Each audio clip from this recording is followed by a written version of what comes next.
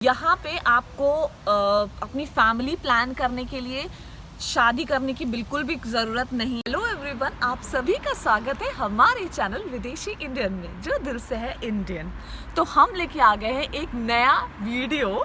और जैसा कि जब आप जर्मनी में मूव करते हैं, कहीं भी अपनी कंट्री को छोड़ के मूव करते हैं, तो आपको बहुत सारे शौक लगते हैं, जिसमें से कल्चरल शॉक्स बहुत सारे होते हैं जो आपको देखने को और महसूस होते हैं। तो ऐसे तो बहुत लंबी लिस्ट है, पर मैंने कुछ एक छोटी सी लिस्ट प्रिपेयर की है जो मैं आज आपके साथ शेयर करने वाली हूँ। तो चलिए शुरू करते हैं।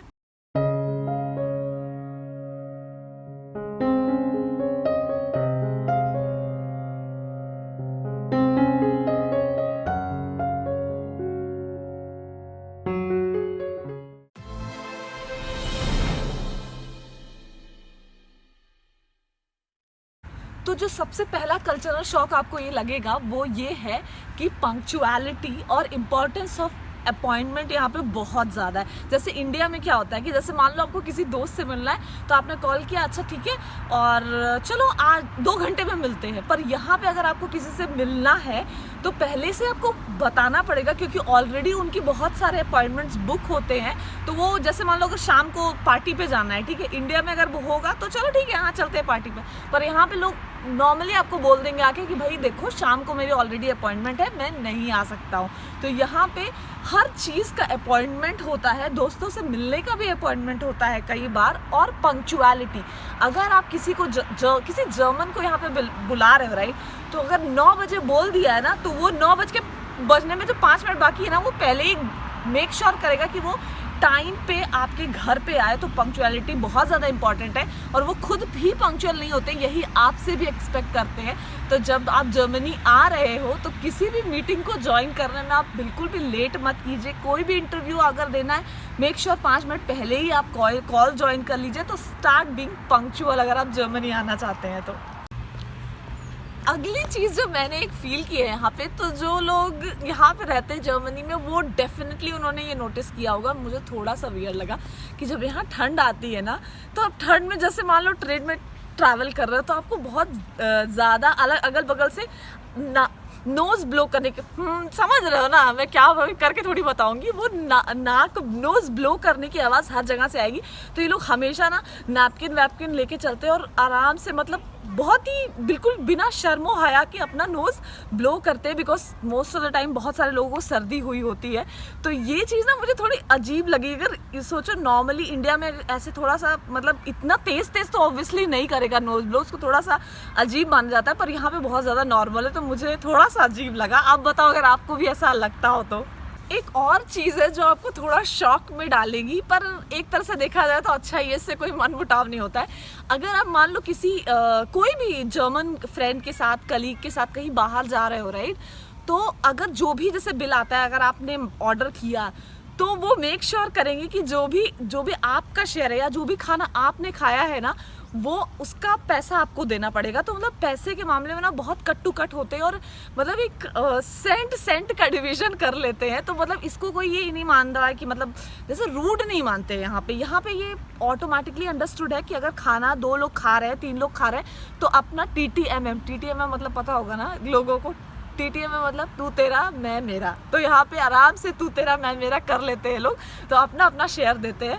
तो इसीलिए एक तरह से अच्छा भी है, कोई डिस्प्यूट नहीं होता है कि मैं ज़्यादा पे कर रहा हूँ, वो ज़्यादा पे कर रहा है। तो एक और कल्चर शॉक है ये। तो जर्मनी में जो लोग भी यहाँ पे रहते होंगे ना, उनको तो अभी तक पता चल ही गया होगा कि यहाँ पे हर चीज़ में रूल्स एंड रेगुलेशन होते हैं। इसी के कारण में भी कंट्री इतने अच्छे से, मतलब इतना ग्रो कर रही है और चीज़ें स्मूथ है। पर इतने रूल्स एंड रेगुलेशंस हैं यहाँ पे ना, तो पहले तो आपको लिटरली कंटाल आएगा कि भाई हर चीज़ में रूल रेगुलेशन है। दूसरा, यहाँ पे लोग इंश्योर करते हैं कि आप रूल्स एंड रेगुलेशन फॉलो भी करो। तो अगर मतलब इसमें कोई, मतलब इसको ज़्यादा वो मत लीजिएगा कि अगर आप कहीं जा रहे हो और अगर आपने कोई रूल ब्रेक कर दिया, तो कोई भी अननोन बंदा या बंदी आके आपको बोलेगी कि ये गलत कर रहे हो। क्योंकि हमारे साथ ऐसा हुआ ही। हम कुछ फ्रेंड्स थे ऐसे, इसमें उबान में ट्रैवल कर रहे थे, तो बहुत ज़्यादा चल के टायर्ड हो गए थे। तो हम लोग बैठे थे, तो हमारा एक फ्रेंड ने क्या किया, मतलब इस पे जो सीट होती है ना, उस पर पैर रख दिया ऊपर। तो कोई अननोन बंदा आके उसको बोलता है कि प्लीज़ अपना पैर नीचे रखी है। तो ये लोग ना पब्लिक प्रॉपर्टी को खुद से ना हर जगह पब्लिक प्रॉपर्टी को प्रोटेक्ट करने वाले आपको मिल जाएंगे, और जैसे ही आप कोई रूल ब्रेक करोगे ना तो लोग बताने भी आ जाएंगे। तो ये चीज़ नॉर्मल है, बिल्कुल दिल पे मत लीजिएगा अगर आपको कोई आके कोई छोटे मोटे रूल्स के लिए अगर आपको टोक दे तो। और बहुत ही नॉर्मल है ना कि सबको ऐसा लगेगा कि यहाँ पे हर कोई पब्लिक पुलिस है, कि अगर ऐसा नहीं है कि आप कोई भी गलती करोगे तो पुलिस नहीं है तो आपको कोई टोकेगा भी नहीं। कोई नॉर्मल इंसान भी आके पुलिस बन के आपको टोक सकता है, तो ठीक है, आदत पड़ गई है हमारी भी। एक और चीज़ मुझे यहाँ पे शॉकिंग लगी कि किसी को भी अगर आप उनके जैसे फर्स्ट नेम से बुलाते हो राइट, तो उसको इनफॉर्मल या कभी कभी इनपोलाइट कंसिडर किया जाता है। तो आप फर्स्ट नेम से अपने क्लोज लोगों को ही बुलाओगे, जैसे फ्रेंड्स हो गए, फैमिली में कोई हो गया जो आपसे बहुत ज़्यादा क्लोज है राइट, सिर्फ उनको आप फर्स्ट नेम से बुलाओगे। और जिनको आप जैसे बहुत अच्छी तरीके से नहीं जानते, आपके बॉस हो गए, या जैसे मान लो किसी से फर्स्ट टाइम मिल रहे हो राइट, तो जिनसे फॉर्मल रिलेशनशिप है उनको आप उनके लास्ट नेम से बुलाओगे, फर्स्ट नेम से नहीं बुलाओगे, क्योंकि उसको थोड़ा इम्पोलाइट कंसिडर किया जाता है। और एक और चीज़ मैं ऐड करूँगी, अगर किसी का कोई डेजिग्नेशन है, जैसे कोई डॉक्टर है, ठीक है, तो वो मतलब ये चाहते हैं कि आप उनको डॉक्टर त्रिपाठी, डॉक्टर सिंह, ये ऐसे करके बुलाइए। सिर्फ ये जैसे सिर्फ नाम लेके मत बुलाइए, उनका जो भी टाइटल है उसको यूज़ करके बुलाइए, तो उसको थोड़ा पोलाइट कंसिडर किया जाता है। तो जैसे अगर किसी का नाम फ्रैंक हॉफमैन है, तो उनके कलीग्स जो उनको बहुत अच्छी तरीके से नहीं जानते हैं वो उनको कैसे बुलाएंगे, वो उनको हेयर हॉफमैन करके बोलेंगे, और जो उनको बहुत अच्छे से जानते हैं वो उनको फ्रैंक करके बुला सकते हैं। तो ये चीज़ें हैं, थोड़ा पोलाइट इम्पोलाइट का यहाँ पे थोड़ा सा है। और जैसा कि सभी को पता है कि जर्मनी कितनी ज़्यादा डेवलप्ड इकोनॉमी है, कितनी ज़्यादा डेवलप्ड कंट्री है, पर एक मामले में ये आज भी थोड़े पीछे नहीं बोलूँगी, पर वो मतलब उसी चीज़ पे स्टिक्ड हैं, वो ये है पेपर वर्क। जब आप जर्मनी में आओगे ना तो आपको लिटरली बड़े बड़े गत्ते खरीदने पड़ेंगे ना, जिसमें आप अपने पेपर्स वहाँ पे रखो, बिकॉज यहाँ पे हर कम्युनिकेशन ना पेपर के थ्रू होता है। मतलब हर चीज़ का आपको लेटर आएगा, कोई भी कम्युनिकेशन, एडवर्टीजमेंट का भी आपको लेटर आता है, या फिर जो भी ब्रोशर्स आते हैं ना, मतलब जब भी आप अपना पोस्ट बॉक्स ओपन करोगे ना तो आपको मतलब इकट्ठे कई सारे लेटर्स या फिर एडवर्टीजमेंट के ब्रोशर्स, तो मतलब इतना ज़्यादा यहाँ पेपर का यूज़ होता है। आज भी छोटे से मतलब नॉर्मल सा भी काम ना आपको पेपर पे होता है, जाके आपको पेपर पे उसके लिए फॉर्म सबमिट करना पड़ेगा। तो ऑनलाइन अभी भी कम है, मोस्ट ऑफ द चीज़ें यहाँ पे आज भी पेपर पे हैं, और बहुत सारा पेपर वर्क होता है, बहुत सारा पेपर वेस्ट होता है। मुझे ऐसा लगता है यार क्यों इतना पेपर वेस्ट करते हैं, पर जो है सो है। और जैसे इंडिया में जो भी स्पेशली जो भी बड़ी सिटीज़ हैं राइट, उसमें बहुत ज़्यादा प्रोमिनेंट है कि आप फूड ऑर्डर कर देते हो, जैसे बिग बास्केट वगैरह से फूड ऑर्डर कर दोगे, अमेज़ॉन से सामान ऑर्डर, कोई भी सामान यहाँ पर ऑनलाइन, इतना ज़्यादा इंडिया में ऑनलाइन का कल्चर आ गया ना, उसके कंपैरिजन में जर्मनी में अभी नहीं है। मैं ऐसा नहीं बोलूँगी कि नहीं है, ऑनलाइन है अभी भी, यहाँ भी फूड ऑर्डर होता है, यहाँ भी कपड़े ऑर्डर होते हैं, यहाँ भी सामान ऑर्डर होता है, पर उतना प्रिवलेंट नहीं है, बिकॉज यहाँ पे लोग शॉप में जाके चीज़ें लेना ज़्यादा पसंद करते हैं। और जैसा कि कुछ लोग आए भी है तो उन्होंने बोला कि हम जब अमेज़ॉन में आप सामान ऑर्डर करोगे ना, आपको इतनी ज़्यादा मतलब मिनिमम डिलीवरी इतनी ज़्यादा और इतना ज़्यादा डिलीवरी चार्ज लगता है ना, तो इसीलिए उतना अभी फीजिबल नहीं हुआ है यहाँ पे ऑनलाइन ऑर्डरिंग इंडिया के कंपैरिजन में। तो जैसे अगर मान लीजिए आप सोचते हो ग्रॉसरी ऑर्डर करना है ना, तो ग्रॉसरी का भी आपको मिनिमम 65 यूरो का आपको ऑर्डर करना पड़ेगा। अगर आप अमेज़ॉन से कुछ ऑर्डर करते हो तो 29 यूरो का मतलब ऑर्डर करना पड़ेगा। अभी मैं आपको एक एग्जांपल बताती हूँ कि मुझे राखी खरीदनी थी, उसके लिए मतलब मैंने सोचा कि लास्ट टाइम राखी आ नहीं पाई थी यहाँ पे, मतलब इतना ज़्यादा प्रॉब्लम हुई थी, तो हमने सोचा इस बार राखी हम खुद ही यहाँ से खरीद लेते हैं। तो राखी खरीदने के लिए भी जब मैं गई ना अमेज़ॉन पर ऑर्डर करने, तो 10 यूरो की एक राखी मिल रही थी, और प्लस आपको 29 यूरो कंप्लीट करना पड़ेगा। तो मुझे फालतू में मतलब अपने कार्ट में सामान डालने पड़ रहे थे। तो मैं गई और मैं शॉप से राखी लेके आई, और मुझे शायद 2 यूरो में मुझे राखी मिल गई। तो आप सोच लो कि कितना डिफरेंस है ऑनलाइन और ऑफलाइन में। इसीलिए लोग ज़्यादा ऑफलाइन चीज़ें परचेज करना पसंद करते हैं, क्योंकि वो फास्ट भी होता है, और यहाँ पे डिलीवरी वगैरह इतनी फास्ट नहीं है इंडिया जैसी कि अभी किया और आधे घंटे में सामान आ गया। मुझे प्लस लिटरली याद आता है कि बिग बास्केट वगैरह कितना ज़्यादा फास्ट हो गया है इंडिया में अभी।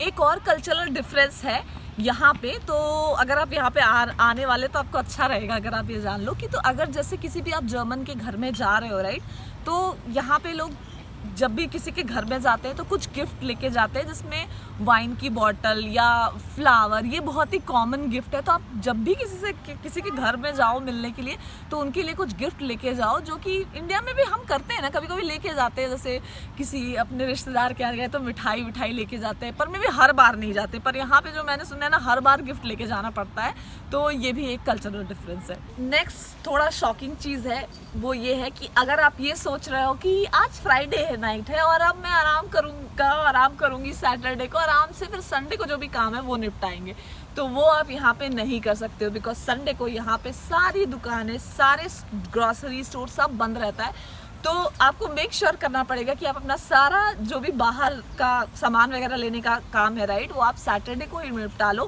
बिकॉज संडे को सब कुछ क्लोज रहता है, लिटरली मतलब एकदम साइलेंट माहौल रहता है। तो संडेज बोरिंग होते हैं और साइलेंट होते हैं और आपको सबको आराम करने का मौका देते हैं। तो थोड़ा डिफरेंट है, जो कि इंडिया में नहीं है।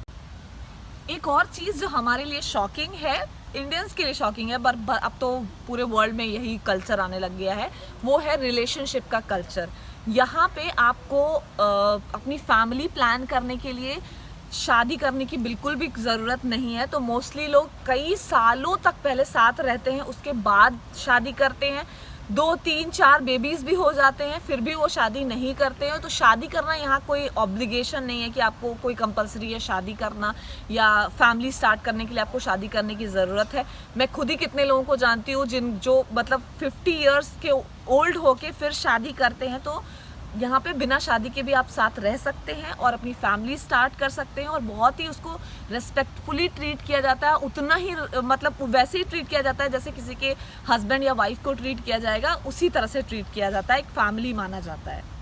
एक और कल्चरल डिफरेंस है, इनफैक्ट बहुत बड़ा डिफरेंस है ये, कि यहाँ पे बच्चे जब यूनिवर्सिटी में जाने लगते हैं, राइट, तो वो ऑलमोस्ट 17-18 साल के बाद वो मतलब पेरेंट्स से अलग जाके रहने लग जाते हैं, इंडिपेंडेंट हो जाते हैं। वो खुद ही मतलब अपना पार्ट टाइम जॉब वगैरह करके अपना खुद का खर्चा उठाने लग जाते हैं। तो ये है कि अपने पेरेंट्स के साथ वो बड़े होने के बाद, एडल्ट होने के बाद नहीं रहते हैं, तो वो ये बहुत नॉर्मल चीज़ है। और यहाँ पे अभी भी मतलब जैसे कैसा कल्चर है कि हस्बैंड वाइफ साथ में रहेंगे और उनके जो बच्चे एडल्ट हो जाएंगे वो अलग रहेंगे, ग्रैंड पेरेंट्स अलग रहेंगे। तो ये लोग कोई भी जैसे फेस्टिवल होता है या वीकेंड्स पे मिलते हैं, तो यहाँ पे वो न्यूक्लियर फैमिली वाला कल्चर यहाँ पे बहुत प्रोमिनेंट है, और सब लोग अलग अलग रहते हैं, साथ में जॉइंट फैमिली में नहीं रहते हैं यहाँ पे। और अगर आप पता है यहाँ पे आओगे और यहाँ पे अपने जर्मन कलीग्स को बताओगे कि जैसे हमारे यहाँ शादी में क्या होता है, 1000 लोग, 2-2 हज़ार लोग भी आ जाते हैं शादी में, ठीक है। तो यहाँ पे ना वो लोग मतलब उनको बिलीव ही नहीं होता, वो हंसते हैं इस बात पे कि ये कैसे पॉसिबल है। बिकॉज यहाँ पे ना शादियों में बहुत क्लोज लोग ही शादी में शामिल होते हैं, और 25 से 40 लोग का ही रहता है, बहुत क्लोज सर्कल जो होता है ना, वही लोग शामिल होते हैं। मतलब शादी में ऐसा नहीं है कि 1000-2000 जैसे अपने इंडिया में होता है ना, वैसा नहीं होता है। तो इन लोगों के लिए इनफैक्ट ये हमारा इंडियन कल्चर बहुत शॉकिंग है। और शादी का खर्चा भी ना दोनों पार्टी मिलके उठाती है, ऐसा नहीं है कि लड़की ही पे कर रही है या लड़का ही पे कर रहा है, ऐसा नहीं है, दोनों पार्टी मिलके शादी का खर्चा उठाते हैं। तो यहाँ पे भी TTMM हो जाता है। तो कितने स्मार्ट है ये लोग। इंडिया में जैसे कैसे होता है कि हम मतलब शादी अगर लड़की की है तो भाई लड़की के पैदा होने से ही पापा लोग को टेंशन आ जाती है, वो अपना जमा पूंजी करने लगते हैं, मतलब कि लड़की अब आ गई है तो अभी उसकी शादी करनी है। तो यहाँ पे ऐसा नहीं होता है, यहाँ पे लड़का लड़की खुद ही अपने शादी का पूरा अरेंजमेंट करते हैं मोस्ट ऑफ द केसेस में, और वो खुद अपने पेरेंट्स को इन्वाइट करते हैं। तो पेरेंट्स का ऑब्लिगेशन नहीं होता है, जैसे हमारे यहाँ पूरा पापा लोग ही मिलके पूरी शादी का अरेंजमेंट और सब कुछ करते हैं। पर यहाँ पे जिसकी शादी है वही खर्चा उठाता है, वही वो इनवाइट भी करता है अपने फैमिली और पेरेंट्स को। तो बस इतना सा था हमारा आज का ये वीडियो। अगर आपको ये वीडियो अच्छा लगा है तो हमारी जनता बहुत ट्रेन हो गई है, क्या करना है, लाइक करना है, शेयर करना है, और सब्सक्राइब नहीं किया है तो सब्सक्राइब कर देना है। और हम इंस्टाग्राम पे भी हैं, तो आप हमें इंस्टाग्राम पे भी फॉलो कर सकते हो, हमारा हैंडल है विदेशी Indian. And please keep supporting us, because अगर आपका सपोर्ट ही हमारे लिए एनर्जी और फ्यूल है। जब तक सपोर्ट मिलेगा तब तक ये विदेशी इंडियन रहेगा, नहीं तो फिर चलो bye bye, see you soon again.